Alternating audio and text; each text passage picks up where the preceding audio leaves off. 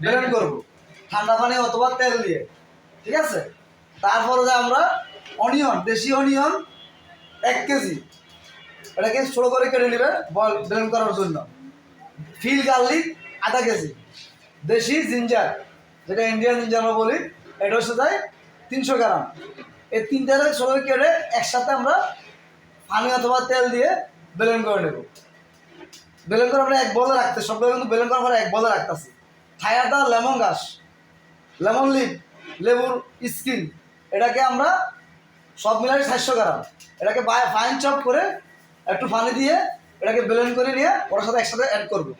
Add করার পরে আমরা ওখানে 50 গ্রাম হলুদ পাউডার, 50 গ্রাম পাপরিকা পাউডার দিয়ে আমরা মিক্স করে আমরা ওটা একটা কড়াই হিট দেবো।